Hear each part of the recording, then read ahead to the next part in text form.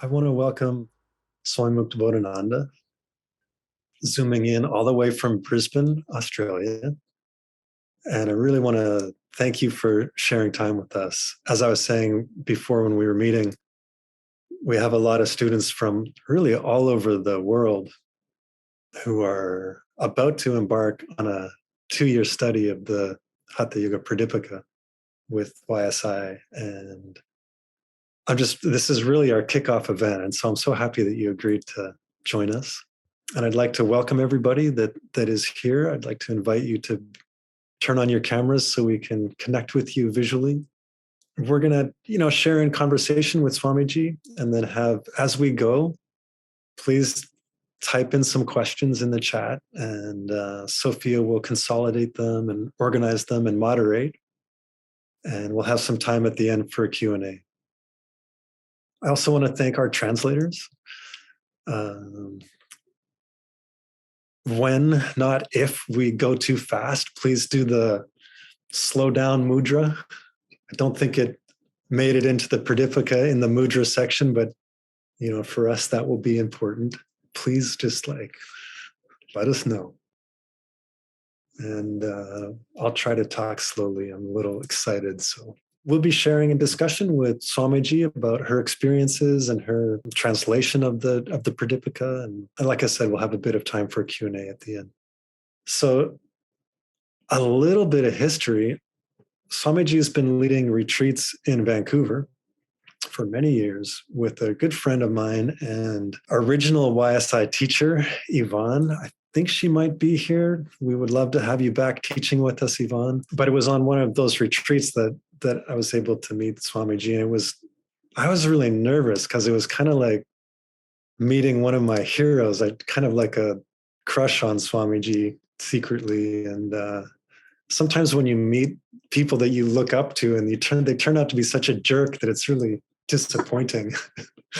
So I'm happy to say that not only is she such a great translator and great teacher, but she was a really beautiful human being and very delightful to be around. And that was very special.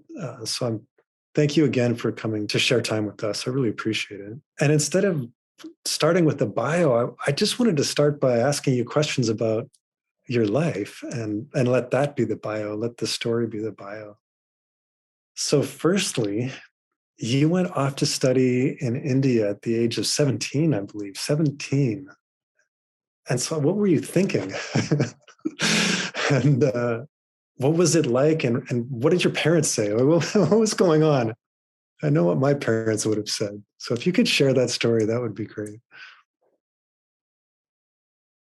Greetings in yoga. It's wonderful to be here with everyone and share my experiences.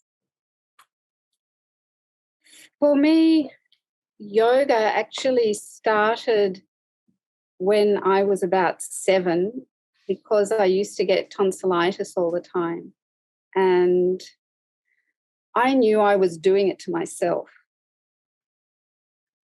Even though I was 7, I still was quite advanced in many ways. And that's why when I've had children myself, I always listen to what they say. I remember how I knew things, and I give them the credit to know things themselves. And my teacher always used to say, Swami Satyananda, that yoga begins from the experience of separation. We know yoga means union. The experience begins when you feel so separate. And that experience of tonsillitis was a separation from my capacity to express. I didn't have the words to express what I was feeling. I internalized those emotions and bing, my tonsils became septic. Yeah. So I was thinking there must be a way that I can control this. There must be something I can do. And so when I was 12, I had the fortune to come to yoga, Hatha yoga, and I came to it because I wanted to give up classical ballet. And my mother said, you have to do something. You have to do some form of movement. Mm-hmm. And I looked at flamenco dance and thought, the hands and feet may not coordinate. And so I started to do yoga. They were my two options then. I very soon found that yoga was feeding that inner need and enabling me to understand myself and find what it was I needed to say. Admittedly, I was older. 12 is older than 7 emotionally. And so it was actually the yoga philosophy that was feeding me.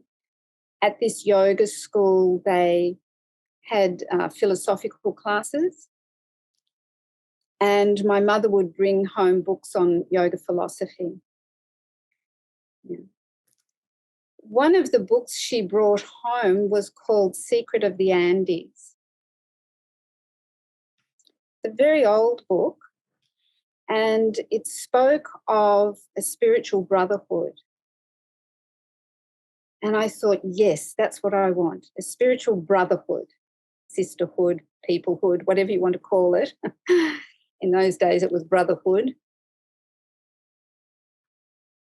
And I was fortunate enough to then meet Swami Satyananda at the World Yoga Convention in Sydney in 1976. I took mantra diksha, which is initiation into mantra and spiritual name. He gave me the name Gyani. Do you know what Gyan is? Gyan is knowledge. And so Gyani is one who has knowledge.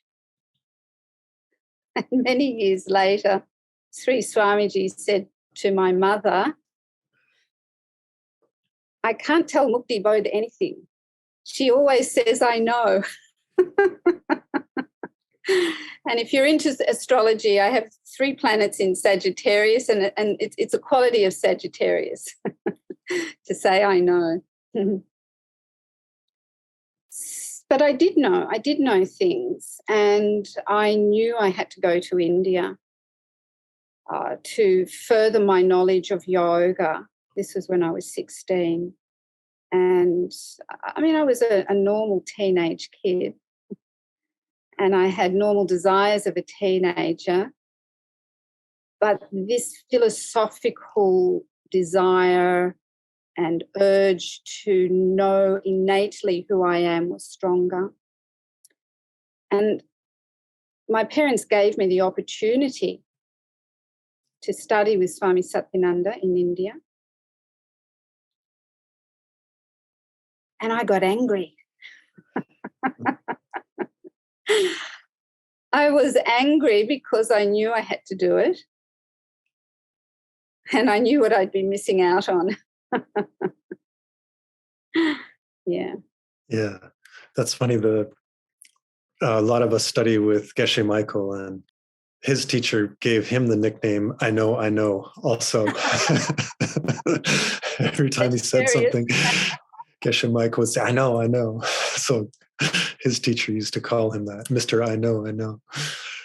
What was it like studying with Swami Satyananda? Can you tell us a little bit about him? He's such a amazing, important, influential person in the yoga lineage.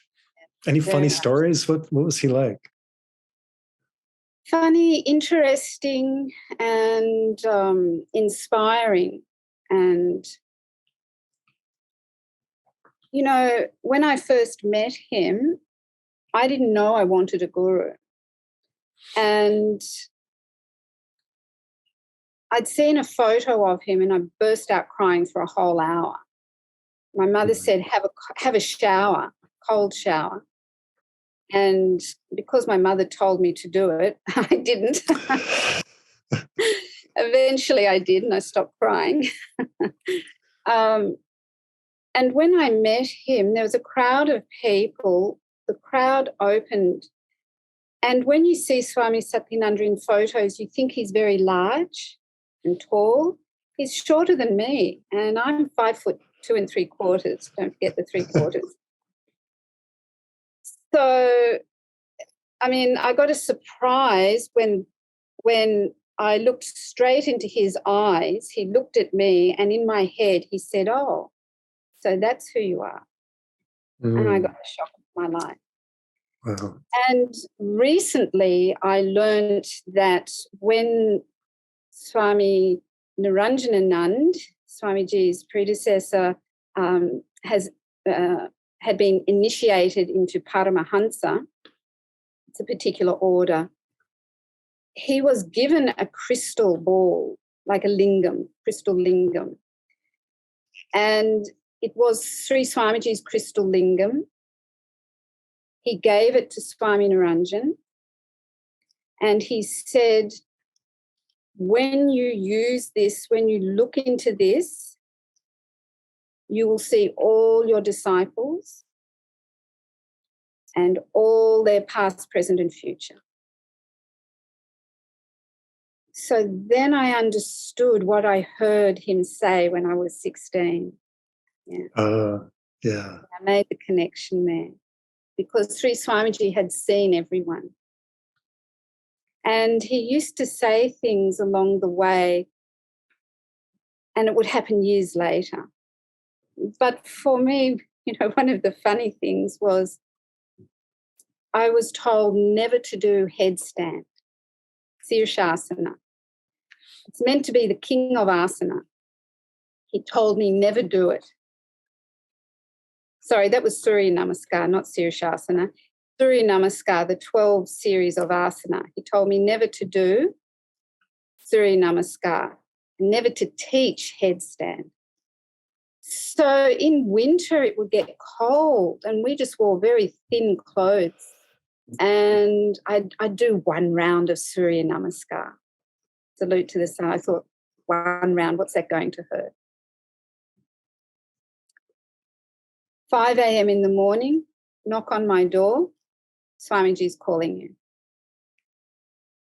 So I'd go to his kutir, his little hut that he lived in, building, small building, and I'd get the broom and sweep. And then he'd say, sit, and we'd have tea, chai. And then he'd look up and say, do you do Surya Namaskar? I say, oh, not usually. Don't do it.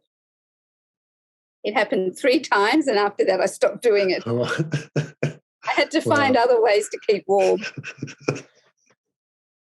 And one time I was doing headstand Sirshasana and I was wobbling. I imagined Sri Swamiji holding me. Knock on the door, 5 a.m. Sri Swamiji's calling you.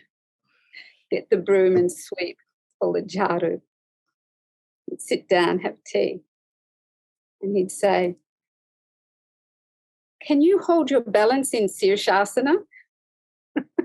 Wow. I say, normally, yes. Sounds like right away, such a close connection. Must have been an amazing experience. Yeah. Very nice experience. He gave you the name Swami Muktibodhananda. I'm curious if you could explain the meaning of that and the process, and then we'll maybe dip into the text after that. So it's the extension of Jnani. Mukti is moksha. Mukti is nirvana. It's freedom. And bodha is the present tense of Buddha. Buddha, the realization has happened, realized. Bodha is the present tense of the same verb, and it's happening in the moment because it's the present tense. And Ananda is bliss. So the bliss of realizing moksha in each moment, the liberation in each moment. And, the thing about receiving a spiritual name when you take it was a process of renunciation of ego. This is the key. When you take this process of a life path and you receive the spiritual name, you're actually the opposite. And when I received the name, I realized I am very attached. Love is an important aspect of life, and I attach to people and animals and plants and the earth through love and become attached. So there's a bondage there. And I realized my path was to learn to love and be free in the moment. Yeah. So it's a journey. Your spiritual name's a journey. And for me, name is important. Understanding birth name, understanding name that's given to you. What does it mean to you? What is its relevance in your life? That's yes, and this is what actually led me to Hatha Yoga Pradipika.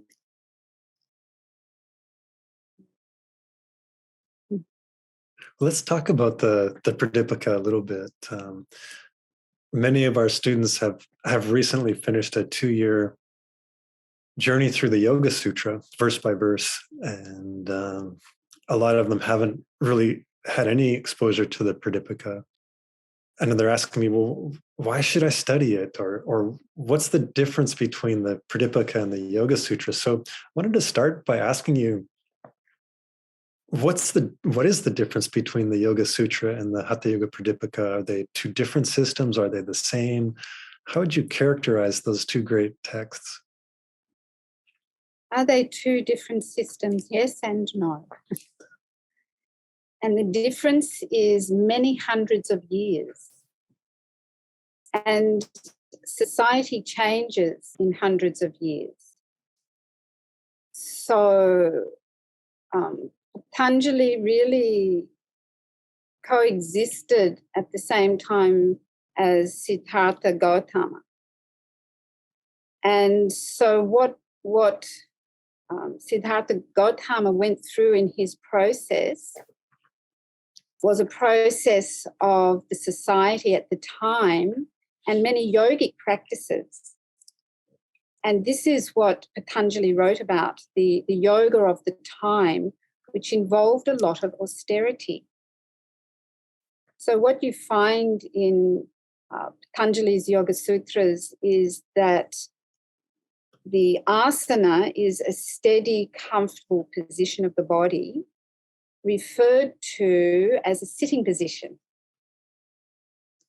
In Hatha Yoga Pradipika, many, many asana are described. Many pranayama are described. And mudra, including a very specific mudra for men, Vajroli, and for women, Sahajoli, which is controlling the muscles around the urinary tract, pulling them inwards and upwards, as well as Mulabandha, pulling up the pelvic floor, which gives you control of your sexual energy. Patanjali didn't write about this. And at the time of the original teachers spoken of in Hatha Yoga Pradipika, the society in India was changing a lot. And it's almost, there was a tension between Vedic India, which revolved around 4 classes of people, as compared to the tantric path, which there was no class, we're all human beings. Mm-hmm. Everyone was allowed to practice Hatha Yoga, and including women. Whereas in the Vedic system, sometimes women are negated from practices and not included. So the main difference really is that the Hatha Yoga is more inclusive, includes more practices, is available to more people, and I believe this is very relevant in today's world. Patanjali's focus was for enlightenment. Hatha Yoga Pradipika is the stairway to enlightenment. Hatha Yoga Pradipika is the stairway to understanding Patanjali's Yoga Sutras. And I find in the world today, the Hatha Yoga is so important because there are short practices we can do in our busy life. So I talk about snacking on yoga.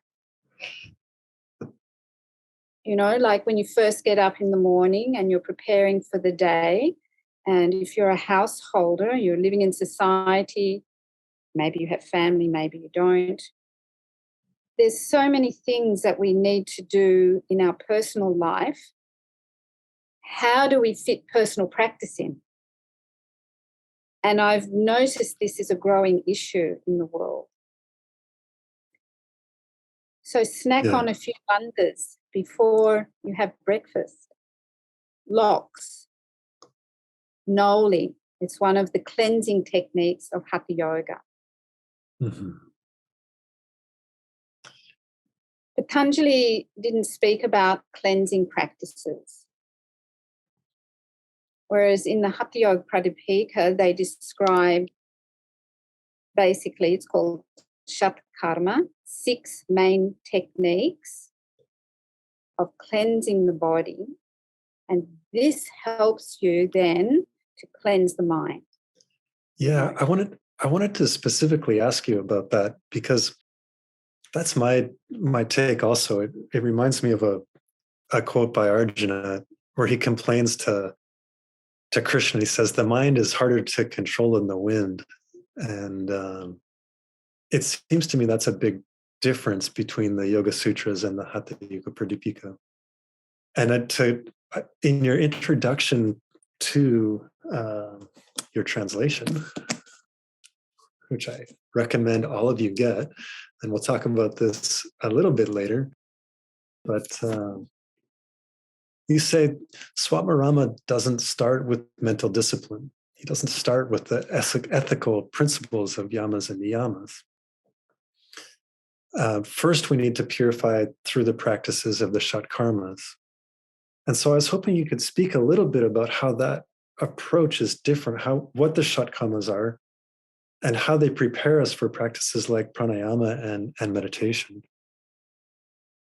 So I came to one of the Shat Karma when I was about 14, and it's called neti, where you clean your nasal passages with warm saline water. In fact, you can go to the pharmacy or the drugstore and buy a surgical neti pot these days with a metered dose of salt because you use saline water. I did that for 2 years, non-stop, every day because of my sinus issue. And obviously, I'm getting more air. When I can breathe more easily, then the brain is more alert. If your nose is blocked, the brain is dull. Not just because of oxygen, but you're not getting the ions from the air to stimulate the brain. So neti is very important to help you clear your mind for day-to-day life. And it'll help you clear your mind when you come to do pranayama and meditation. For me, pranayama breathing is a meditation in itself because you are focusing on your breath. It's a means to meditation, the concentration. Yeah. And then drinking warm saline water on an empty stomach, first thing in the morning, tickle the throat, regurgitate the water. It strengthens your solar plexus. So it strengthens your emotional responses.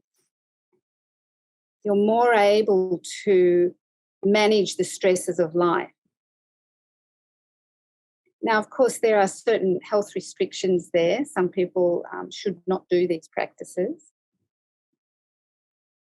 So in the ashram, we taught the short version of cleaning the digestive tract by drinking warm saline water. It even helped people with high blood pressure to reduce their blood pressure.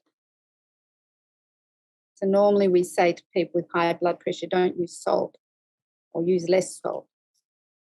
They drank saline water with a little bit less salt than the average person, and their medications had to be adjusted. It was done under medical supervision.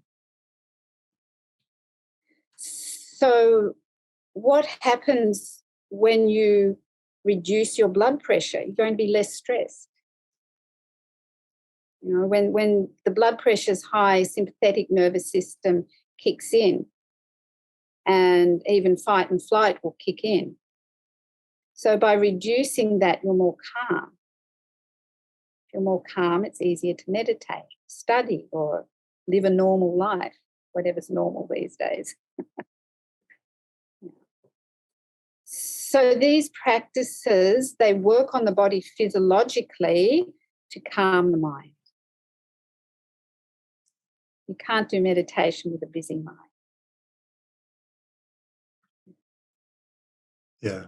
So the method seems to be more focused on purifying the body first, and then progressing onto those practices in the pradipika of pranayama and leading to meditation. We'll start the Q&A in about 10 minutes. So if you do have some questions, please chat them in now. One of the big topics in the pradipika talks about kundalini and shushumna and opening the shushumna. And I've had some friends that have had experiences that were extreme, or created a lot of nervousness or problematic. And I'm wondering how can we prepare to study for the pradipika?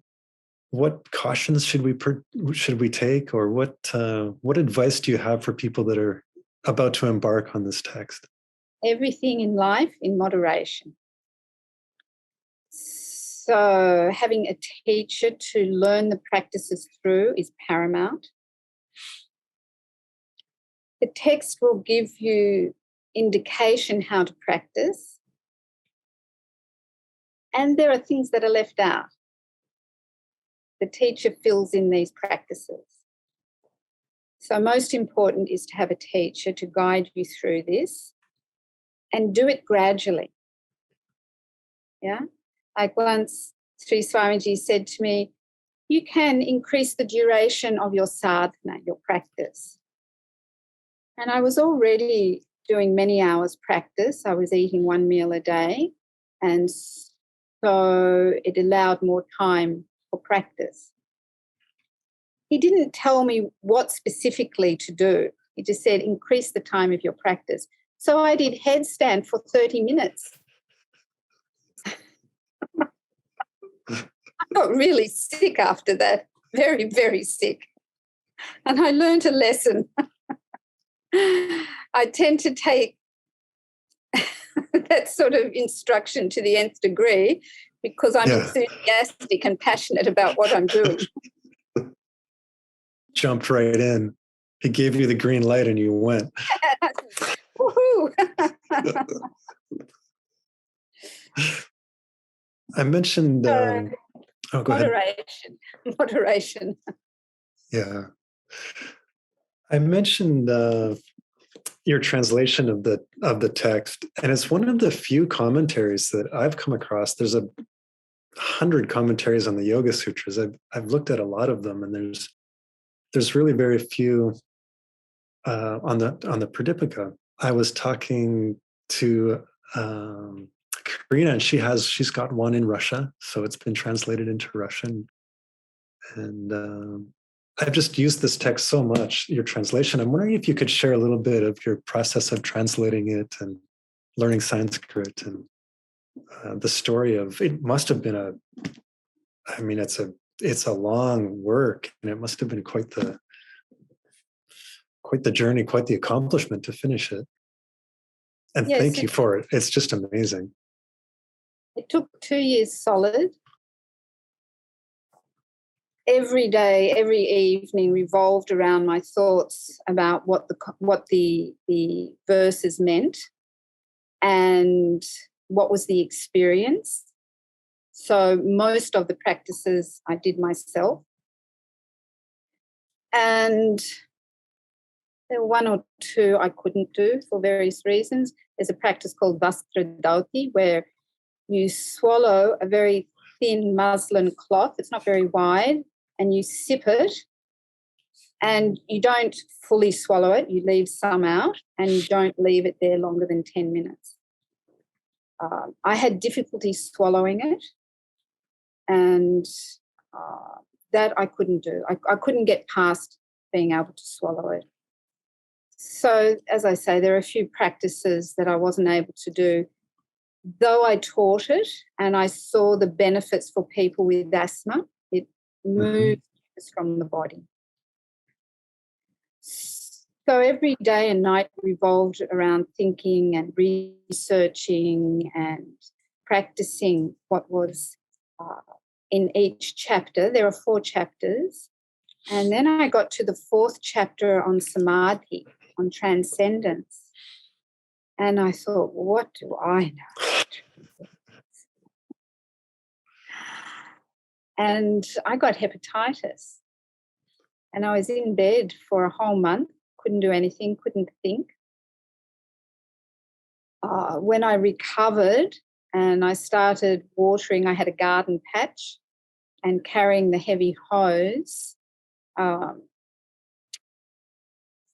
I was in bed again.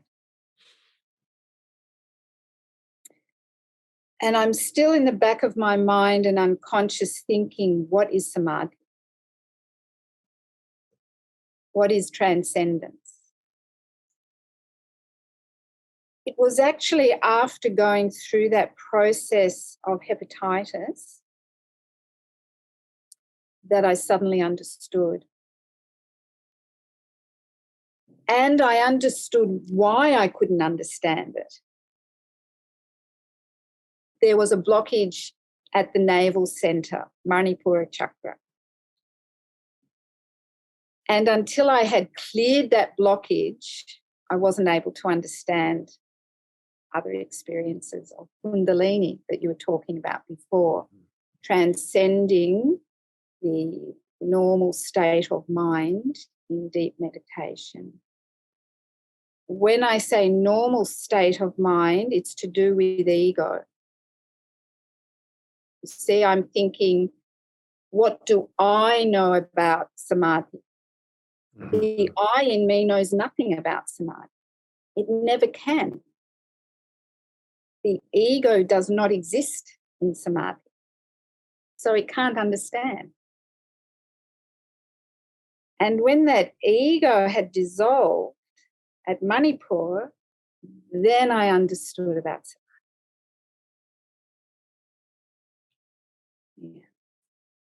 So when I completed the book, I was 25, and I was very happy for the world because I thought, here is a book that is going to assist people. Yeah. We can take responsibility for ourselves. This is how we can take responsibility for ourselves. because in doing these self-controlling practices, we learn about our ego. We learn how the ego limits us and how the higher self frees us. Yeah, that's a Beautiful way of getting there. Yeah, and that's I think that's a beautiful thing to remember, is the Pradipika is so practical. There's so many practical methods in that text that are body centered, and we talk about the challenges of using the mind to deal with the mind. And I think for a lot of people, the body, using the body as an approach to deal with the mind is a beautiful way to get about doing it. And it's such a, this text was so helpful for me in learning those Vajradauti practices. And so really, I have drunk from your 2 years of work, and so appreciative. I want to transition now into giving other people a chance to ask questions. I really appreciate the people that have joined in, and to see so many familiar faces. And Sophia, if you can guide us in this, that would be great. Thank you. Please feel free to turn on your mic and your video. And please, Sarah, could you share your question you typed, but I could read it for you. But it would be great if you could talk for yourself. I can read it. Thank you so much for being here. I really appreciate you taking the time. I'm curious about if you can talk about if the Hatha Yoga Pradipika text addresses any practices that differ between men and women. Yes, it's interesting because all these texts that we have been written by men. The reference to Sahajoli is really the only difference, in the sense that the urinary system in men and women is different. So for men, it's called Vajroli. It's controlling the Vajranadi. And for women, it's called Sahajoli. Sahaj means easy and spontaneous.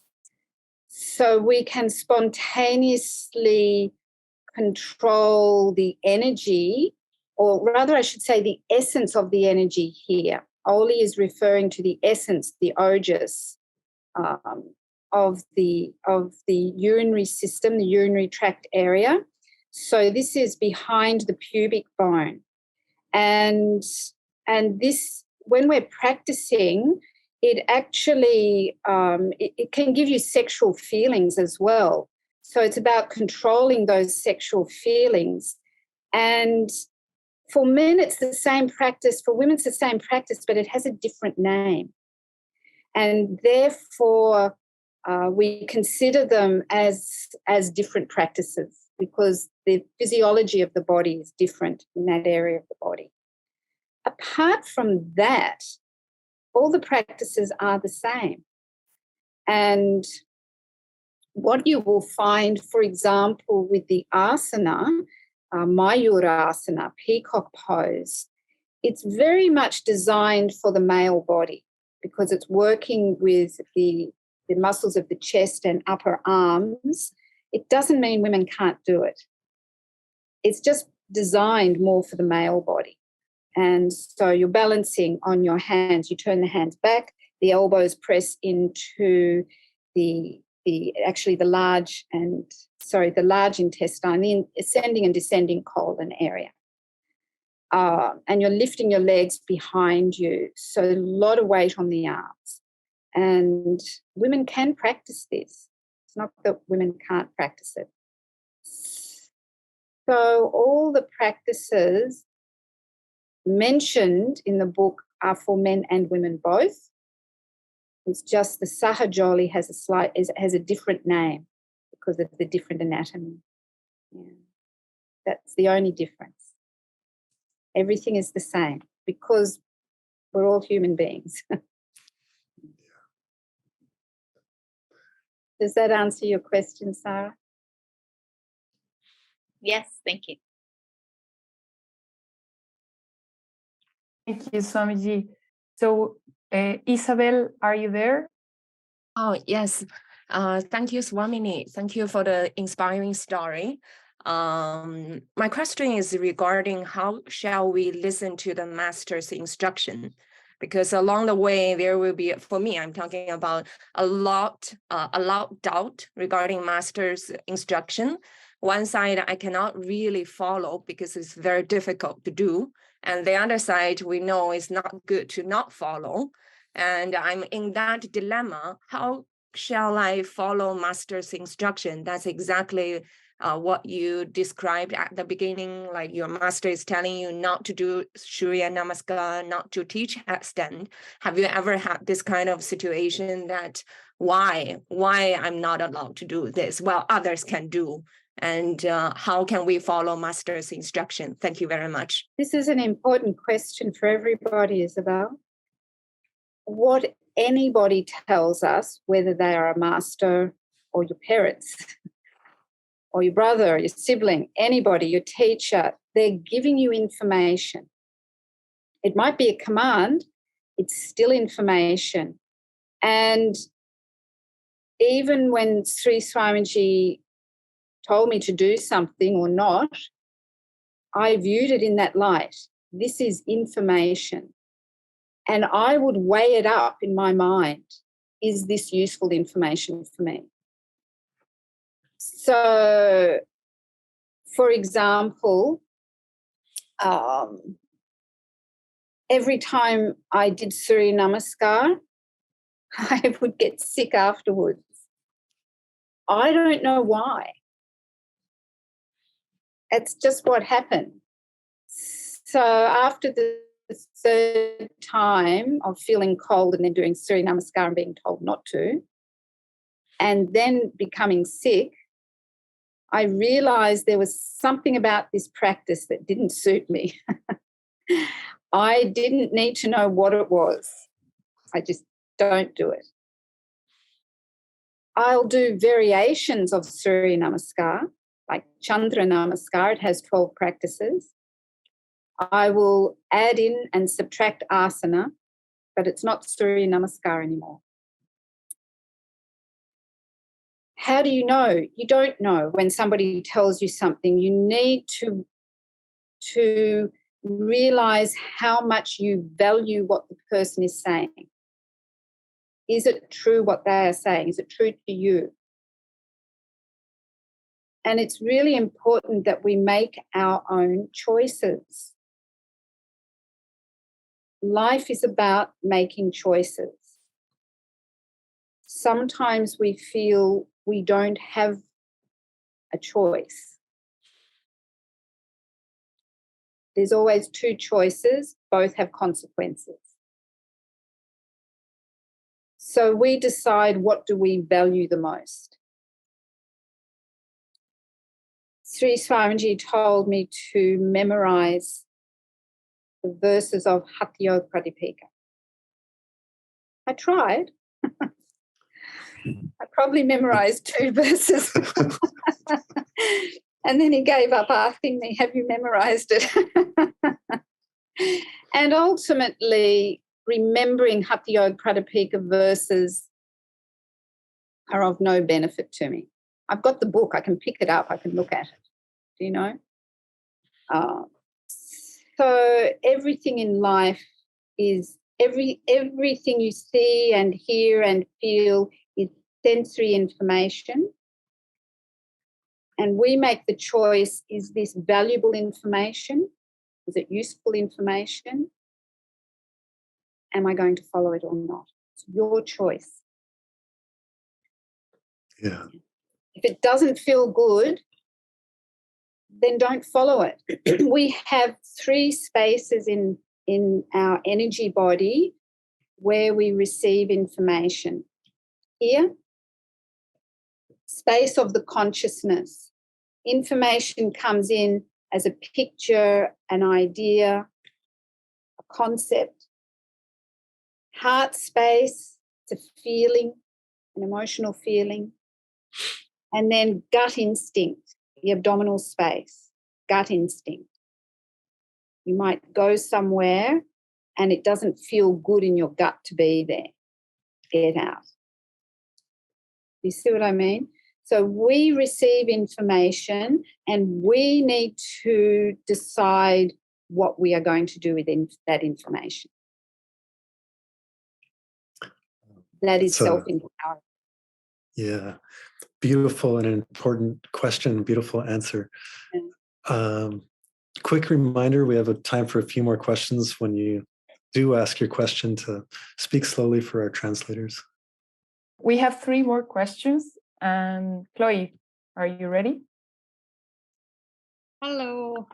Thank you for sharing. My question is, what's the most challenging practice for you, but it also end up being life-changing? Thank you. For me, the most challenging? Yeah.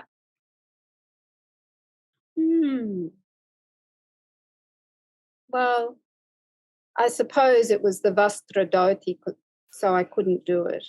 I just couldn't do it. When I was young, I had a blood vessel pushing on my esophagus. It was a dangerous operation to move it. And my stepfather at the time was a doctor, and he and another doctor invited a Filipino healer to Australia, and this healer put his fingers in your body and move things. And he did. He moved that blood vessel out of the way. So I wasn't having difficulty swallowing foods as I had been previously. However, the Vastradoti, it was purely psychological. I just couldn't swallow it because of that fear. It was just too ingrained in my, mind, emotional layer. And so I let it go. Doesn't matter. It's really not important. I don't have a mucus issue. So I don't need to do Vastradoti. That was the most physically as well as mentally challenging. What made the most changes was writing the book. Yeah, because writing the book, I was doing all the practices and experiencing them. And so it was all the practices and writing about it.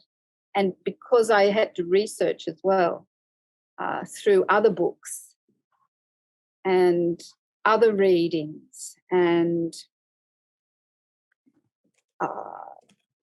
I had assistance with a Sanskrit scholar when I couldn't understand something fully, and I'd ask his interpretation of it, and that would allow me to understand it in a certain way. I may not agree with his translation, which is fine, because Sanskrit words can mean one thing, but what is being conveyed in what is being said,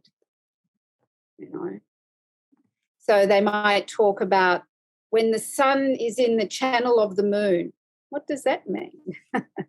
You have to find out what that means. And so you can ask various people their interpretation, and then through meditation, I would have a realization about the meaning of it. So I think that was very inspiring for me. Yeah. So doing the practices and then reflecting on how it influences your body, your mind, and emotions. This is what is powerful. Mm-hmm. Nice. Sophie, I think we have time for one more, and then we'll have some announcements at the end. Okay, Tracy, are you there? Yes, thank you. You expressed earlier this bondage of attachment with loving everything. And I'm just curious, as your name and the process of the journey, can you share if there's a specific practice or any insights that's helped you get to where you're at in your journey now with this whole attachment of bondage? The main release happened actually when my first book was published, Swara Yoga. tantric science of brain breathing. And somebody wrote about me in the book and said I had renounced country and family. And I thought, how do you renounce love? And in that moment, I realized the difference between conditional love and unconditional love. Conditional love, I realized, was hanging on to something and wanting it to always be that way. And in doing that, it's very controlling. And I realized that's coming from ego. So just reading those words, I realized I love my country. I love the world. I love my family. They're my family. I don't have to be with them all the time. They're in me. The love is here. And it just happened like that. It's like any realization. It happens when the time's right. The light bulb goes on and you've got it. Yeah. Yeah, it's almost like an accident. I had a teacher that said that once, those realizations are an accident, and the best we can do is to make ourselves accident prone. I love that. I love that expression. We are unfortunately running out of time.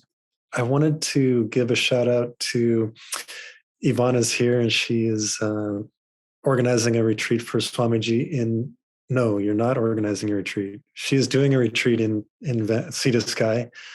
And I was curious, Swamiji, if you could share how people can study with you further from here. I know there's that retreat outside of Vancouver, but that's in June next year, sorry. And I do Zoom private sessions. I also am doing regular Zoom sessions organised by different people. One is through Dialu Centre, Bainbridge Island, and Sue Steindorf is organising that, where we meet once a month from January to May on a Sunday afternoon, Seattle time. And we're going through the practices of Hatha Yoga Pradipika for an hour and a half, learning the practices and learning how they are practical in our lives. So it's not just a practice you do once and then you've forgotten it, how to bring it into your life and how to utilise the experience of that practice in your life. And also with Vancouver, we once a month do a meditation called Tattva Shuddhi, which is purification of the elements of the pranic energy body and mind. So these practices are done by Zoom. And right. People can contact me on my email address, muktibodha@gmail.com. And I can give information. And also wanted to mention that you can also further our study of this text. We'll be studying the first chapter starting January 30th. It's going to be a very comprehensive program. We'll have instructions on the text. Geshe Michael will teach the first chapter, and I'll teach a daily review of what he's taught. Michael Johnson, who is here also, will teach some Sanskrit, and our YSI teachers will teach daily yoga, and our meditation teachers will teach meditation. So it's a very big, comprehensive, beautiful program starting January 30th. And, please check it out and join us. It's a beautiful complement to the Yoga Sutra that we've studied, and, an essential text to really understand the practices of yoga. So if somebody can put that link up, Benji, if you're out there, if you could put that link up, that'd be great. And Swamiji, I really appreciate that you took the time out today. It's the such a beautiful Christmas present for me to be able to share time with you again and to introduce our community to you. And I hope that people, can take that opportunity to study with you further. And as always, I really want to thank our translators and our producers and distributors and everyone that was involved in making this event happen. Thank you very much. I really, Eva, thank you for setting it up. And I'm just so grateful that you took the time out to spend with us. Yes, thank you for inviting me. It's very important that I have that opportunity to share my experiences. So throw some hearts in that chat for Swamiji, and hopefully we can, start our study of the Pradipika January 30th. It'll be wonderful. We'll have a wonderful time. Thank you so much.